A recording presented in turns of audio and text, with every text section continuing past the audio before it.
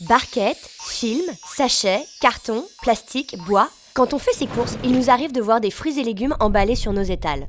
On se demande bien pourquoi tout n'est pas en vrac. De toute façon, tous ces emballages, ça encombre nos poubelles. Eh bien, à vrai dire, ce n'est pas si simple.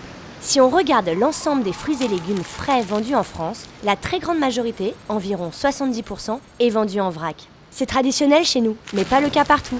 Aux États-Unis ou dans les pays anglo-saxons, c'est plutôt l'inverse. Très bien, mais alors, pourquoi 30% d'exception ? Eh bien justement, les fruits et légumes emballés ont généralement une bonne raison de l'être. Certains, comme les fruits rouges ou les champignons par exemple, sont très fragiles et craignent les coups. Les emballer sert à les protéger. D'autres fruits et légumes ne sont pas à proprement parler fragiles, mais s'abîment en quelques jours si on les laisse à l'air libre ou à la lumière. C'est le cas du brocoli, qui se met à fleurir, ou des endives qui verdissent. Leur conditionnement permet de ralentir leur maturation, d'augmenter leur durée de vie et donc d'éviter le gaspillage. Pour les produits issus d'engagements ou de démarches particulières comme le bio, les AOP ou le commerce équitable, l'emballage a deux fonctions.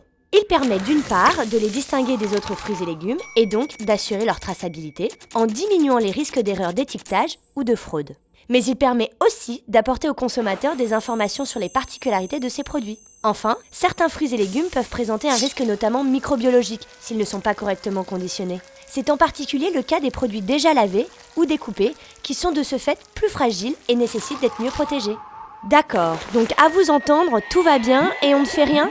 Au contraire, remplacer le plus possible les plastiques issus du pétrole par des matériaux biosourcés et recyclables est une préoccupation importante des professionnels des fruits et légumes. Ils travaillent d'ailleurs là-dessus depuis plusieurs années. L'objectif est en priorité de réduire le plus rapidement possible les emballages plastiques pour les produits vendus à l'unité, puis ceux utilisés sur les produits bio et enfin, d'étendre cette démarche à toute la gamme.